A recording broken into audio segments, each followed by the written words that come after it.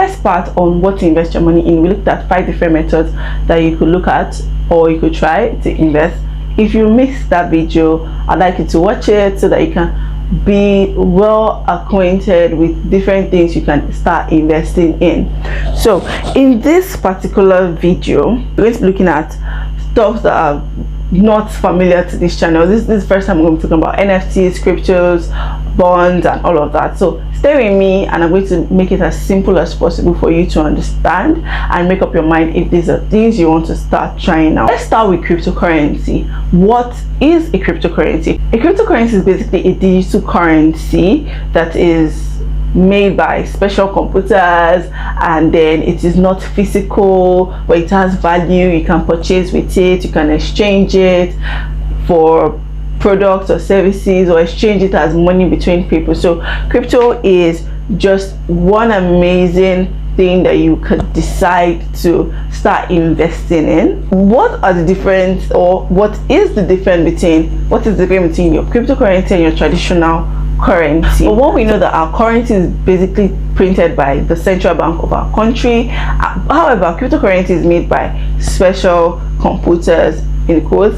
We know that we can walk into the bank to withdraw money or use an automated teller machine to withdraw, while your cryptocurrency, you literally just buy and sell on an exchange platform.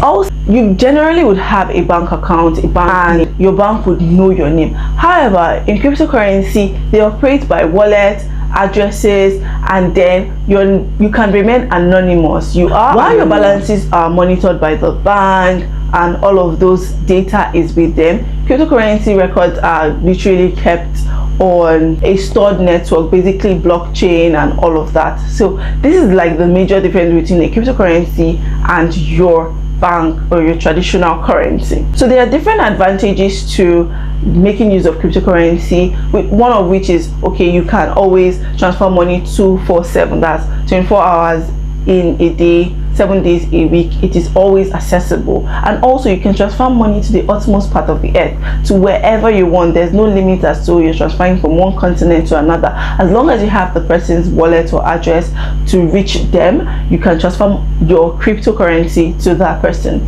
So though some people see it as a hedge against inflation, because it is relatively new and has not well been understood by financial experts and what have you, we would leave that in quotes, so it's sort of questionable. So when you look at what returns the cryptocurrency offer, cryptocurrency are actually really volatile. So you cannot say, okay, this is the amount or the average that you're going to expect from cryptocurrency. So let's look at a 3-year return rate so you can understand what I'm trying to point out. In 2020, Bit returned an interest rate of 301%. However, in 2021, it returned an interest rate of about 90%, and in 2022 currently, we're looking at a negative 57% on cryptocurrency. So when it comes to the returns, we cannot say that, okay, this is the actual return you should receive. So we'll generally just classify them as high risk. So cryptocurrency is generally taxed up to 30%, and then there's 1% on the buyer's end. So just to know that, okay, you should expect that you're going to be taxed. I already mentioned that the risk is higher, right? What about the returns? The returns are uncertain. However, the thing is, it is easy to liquidate. So how do you know if cryptocurrencies are for you? So if you're someone who doesn't mind trying out new things, wanting to have a grasp of the new technology and what the new types of investment that is currently in vogue, cryptocurrency is definitely for you. If you can afford to lose up to 100% of whatever you put in, that's your capital, then cryptocurrency is definitely for you. And also, if you are fine with high risk, cryptocurrency is also for you. How exactly do you invest in cryptocurrency? By signing up on an exchange, doing a research on what cryptocurrency you presently want to invest in, deciding on the amount you'd like to invest, and going ahead to invest. It is that simple. So now let us look at NFTs. NFT is more like cryptocurrency, but it acts as a certificate of ownership, meaning that whatever you decide to mint or turn to an NFT, you have ownership to it. Anything can be turned to an NFT, from art, music, articles, whatever you can think of can actually be converted to an NFT. Let's look at an example. A crypto monk was actually turned into an NFT, and in 2021 it sold for over $10 million.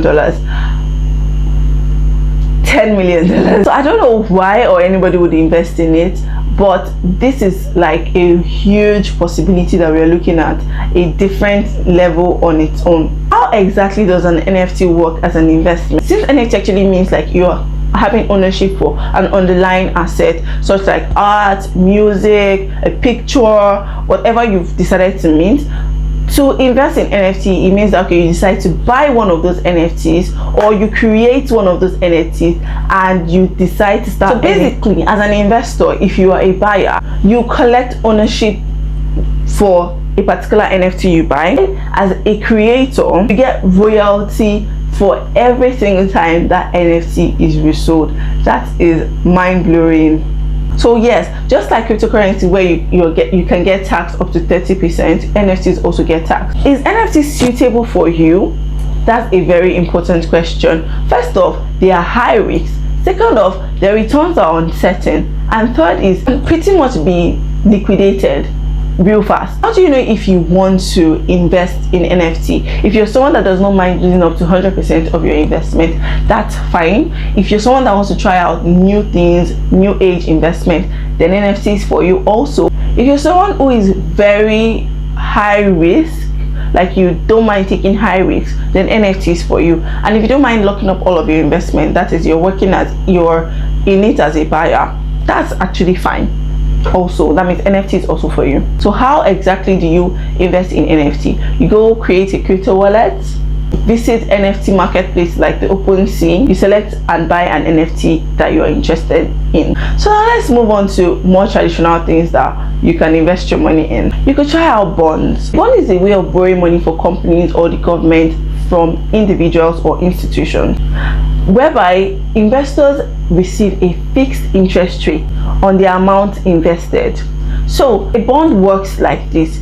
Companies or governments decide to borrow a certain amount of money from the public or from an institution. The money the investors decide to invest is then given to the government for their project, or to the company for whatever project they decide that they want to go ahead with. And these activities will generally generate interest. The company or the government then pays the interest to the lenders, and at the end of the period of that particular bond, the government or the company then pays back the capital that was lended to them.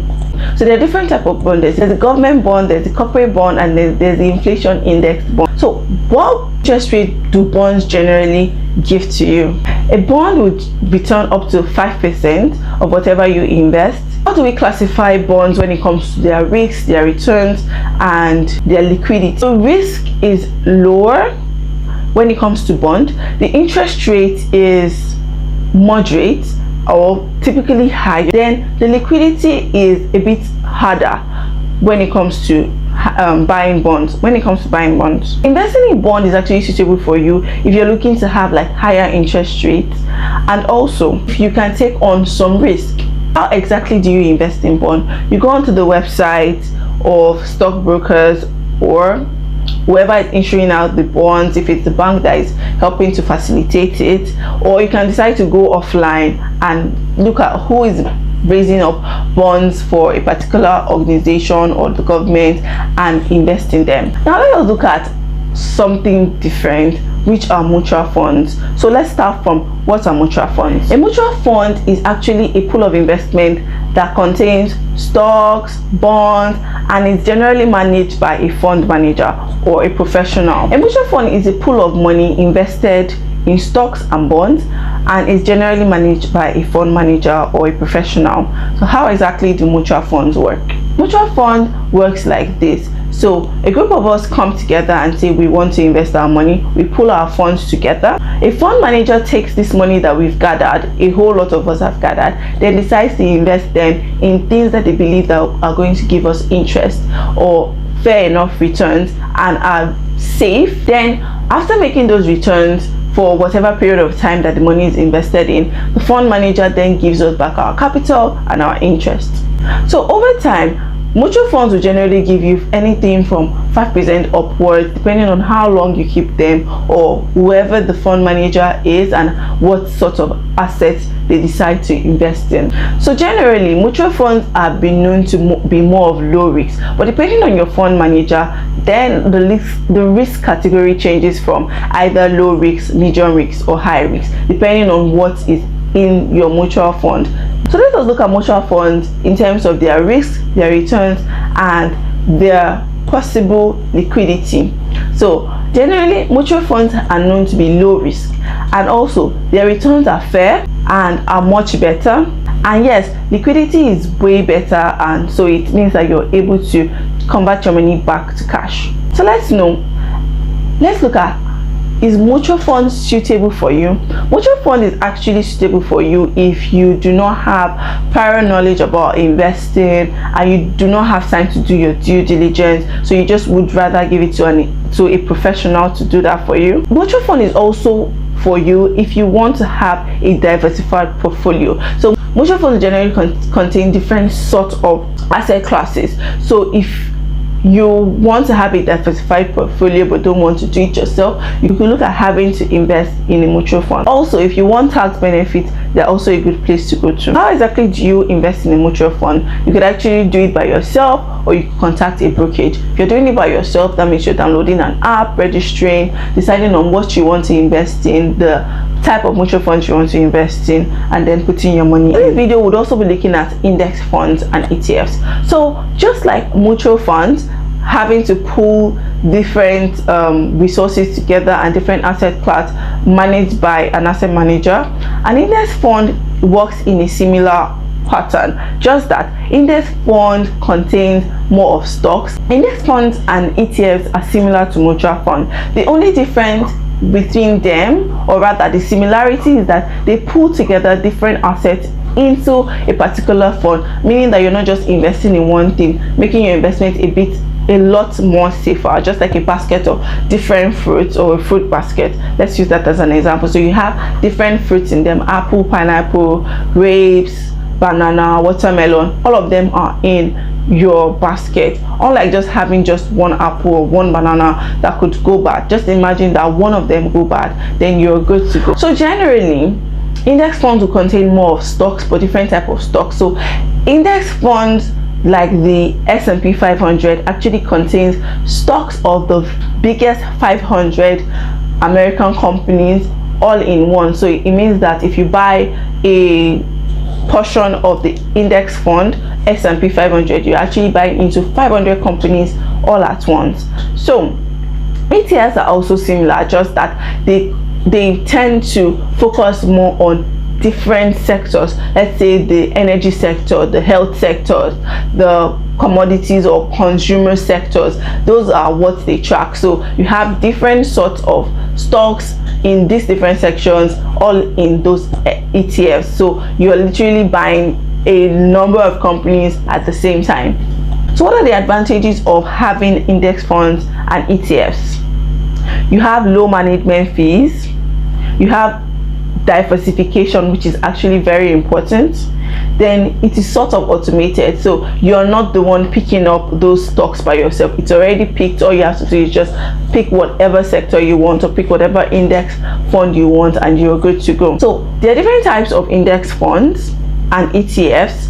They generally would be equity funds, there would be bond funds, there would be commodity funds, there would be funds of already mentioned. And let us look at whether it is suitable for you to invest in ETFs or index funds. So if you want to invest in the stock market but don't want to do all of the reading and gathering of knowledge yourself, you can actually start from index funds or ETFs. If you also want to build a diversified portfolio, this is a very good place for you to start.